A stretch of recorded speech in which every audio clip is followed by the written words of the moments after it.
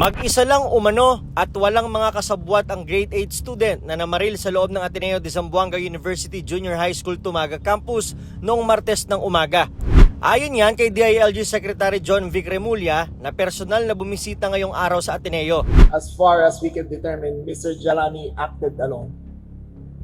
Alone in the sense that he planned, executed, and willfully did everything on his own. There was no conspiracy behind it. There was no active group that planned it with him. There was no family influence that made him do the unthinkable. Nilinaw rin ni Remulla na walang naging kapabayaan ng Ateneo. Hindi raw ito nagkulang pagdating sa seguridad. Noong umaga ng Martes, nagpababa raw itong grade 8 student na shooter. Doon sa may walkway na yan, makikita niyo sa aking likuran.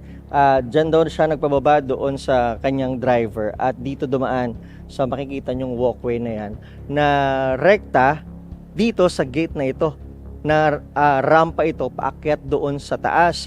Emergency exit din daw ito ayon sa pamunuan ng Ateneo de Zamboanga University. Ang karaniwan daw na dapat ginagawa ng mga estudyante kapag bumaba dito sa area na to, dapat diretso sila dito sa gate na ito kung saan nandoon ang mga security officer. 7:50 AM daw dumating yung estudyante. Dito na lang dumaan yung estudyante, dala-dala yung dalawang baril, saka umakyat ng 4th floor at 5th floor kung saan naganap ang pamamaril. Latino did everything right. They only unlocked the gates when school started.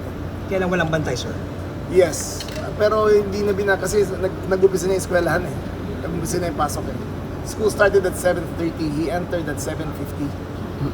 So, ang mga protocol, nasa gates na lang ang mga security guards, wala na sa floors. Kinumpirma rin niya na walang katotohanan na biktima ng bullying ang estudyante.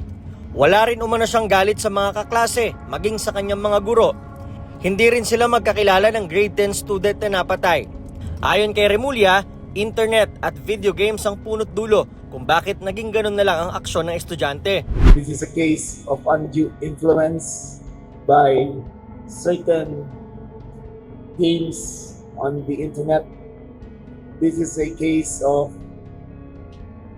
desensitization of violence with children because of the games they play. Dagdag pa ni Remulla, Roblox ang nilalaro ng grade 8 student na namaril. We are pushing to the total ban on Roblox. Ang Roblox lang kasi ang particular na meron siyang link sa dark web. Particular sa chat doon sa tabi niya. Bukod sa pagban sa Roblox, irerekomenda rin ni Remulla na mas higpitan pa ang batas kaugnay sa gun ownership. I'm working closely with Congress to draft a new bill sa accountability, safekeeping ng firearms. If you see the statistics here, 98% of all crimes here are committed with loose firearms. Pagdating sa mga eskwelahan, aminado naman si DepEd Secretary Sani Angara na kulang ang kanilang mga guidance counselor para matutukan ng mga kabataan. Pero ayon sa kalihim, ginagawa na nila ito ng paraan. Well, ongoing yung hiring namin ng guidance school counselor associates. School counselor associates. Hindi full-fledged guidance counselor yon, pero marunong mag-spot ng mga depressed na bata, marunong mag-counseling. So yun ang ginagawa namin ngayon. Sa huli, ayon sa mga opisyal, tulong-tulong dapat ang magulang, guro at komunidad para masiguro ang kapakanan at kaligtasan ng bawat mag-aaral. Mula rito sa Zamboanga City, ako si Nico Wahe para sa Nation on the Move.